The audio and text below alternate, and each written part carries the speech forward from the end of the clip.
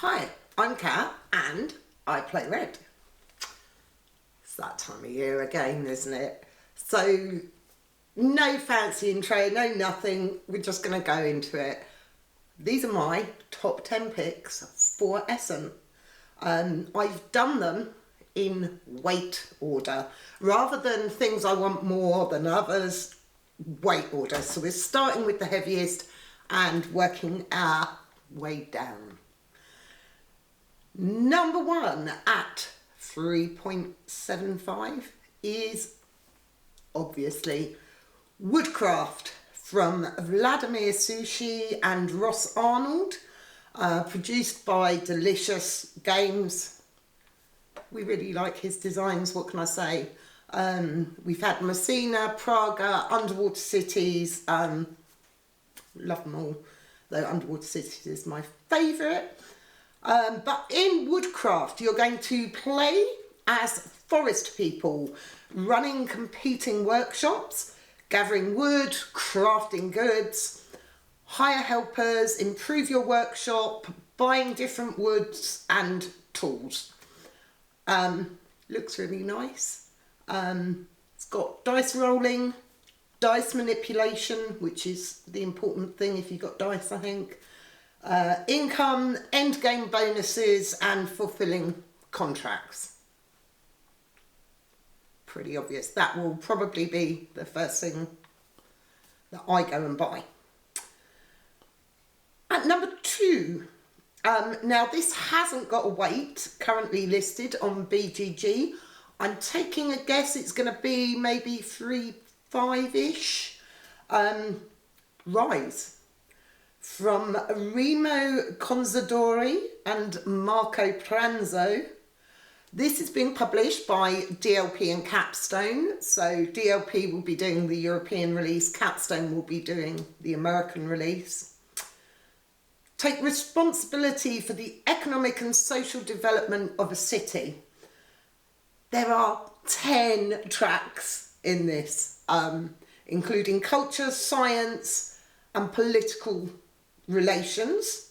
But you've also then got to actually respect the environment and the population's happiness as well. It actually says, and I hate this term, it's got a unique and innovative card mechanism. How many times have we heard that? Come on, think of something better to put. But it's Capstone, it's DLP, it's got tracks, it's got 10 tracks. This has got action cue, track movement, unsurprisingly, claim action, variable setup, and is played over 12 rounds. Number three is a game I've actually played. This is a weight of 3.33. Pilgrim by Nick Case, coming from Spiel. You're going to build pilgrim routes, ordain serfs, give alms to the poor, build annexes, be devout and pious. It's all done through a Mancala movement mechanism. And then there's kind of like an 18xx style tile development on the board. And that will build you trade routes which give you revenue, or pilgrim trails which will give you endgame points. There's a lot of player interaction in this. When I played it, there were a lot of bad words said to other people at the table. It took me a while to actually get into the game. I did horribly. I did really badly at it because it was one of those where literally halfway through I went, oh, I know what I'm doing, and it's all a bit too late.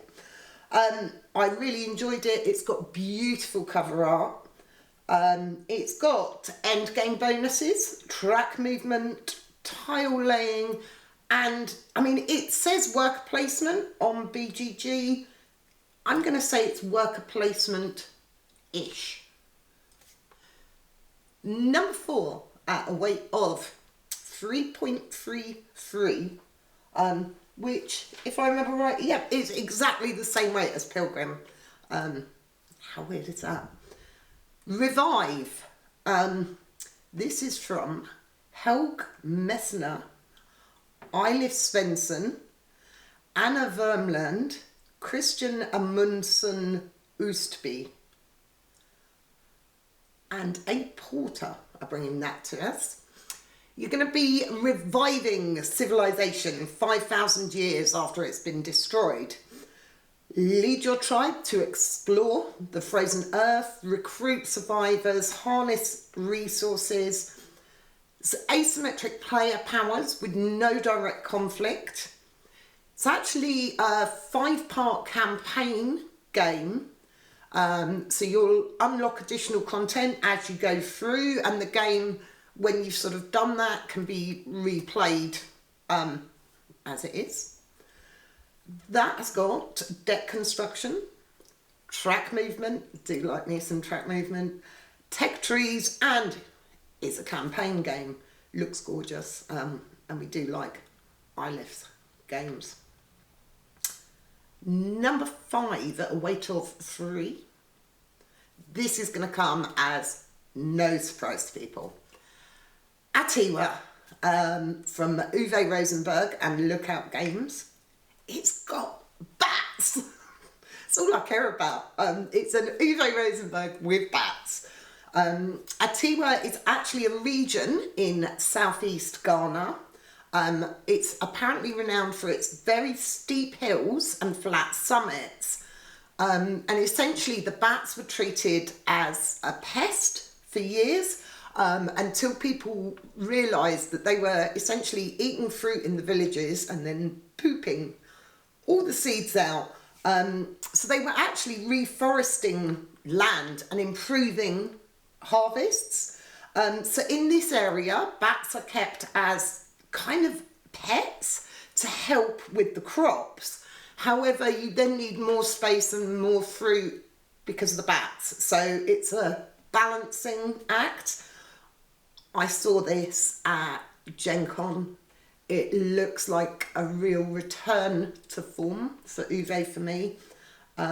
It's got endgame bonuses, automatic resource growth like your cavernas and agricolas, worker placement. I'm super excited about that. And it's got bat meeples. At number 6, with a weight of 3, is something I've actually already played, and I've really been enjoying it, which is why it's on this list. It's Teletum, designed by Simone Luciani and Daniel Tassini, produced by Board and Dice. It's a dice management game where the dice give you resources, and the number of resources you get is inversely proportional to your number of actions. You're going to fulfill contracts, help build cathedrals, gain the favour of noble families, participate in local fairs. I'm really enjoying this one. It's got action points, contracts, little bit of set collection, a lot of endgame bonuses. We're actually going to have a video for that coming out next week. As I think just as we leave for Essen, I'm really enjoying that. At number 7, I had to think about 7, at a weight of 2.67, we have Come Together, which is Vigard Eliasson Stillerud, Eilif Svensson and Asmund Svensson. Chili Fox are producing this. The late 1960s, freedom, fashion, love, music are all a big part of the scene. So you're going to organise a music festival using volunteers, i.e. your workers. You're going to choose whether or not you want to claim a card or activate a card. You can only actually gain cards when specific locations are activated. We really liked Riverboat last year from Chili Fox and Eilif and Asmund Svensson. So I'm looking forward to this. It's got some crazy looking art, variable player powers and worker placement. But I know there's a definite twist on the worker placement because I've seen stacks of workers. So looking forward to that. And number 8, with a weight of 2.5, we have Joan of Arc, the Orleans Roll and Write. That's designed by Ryan Henriksen and Raina Stockhausen from DLP.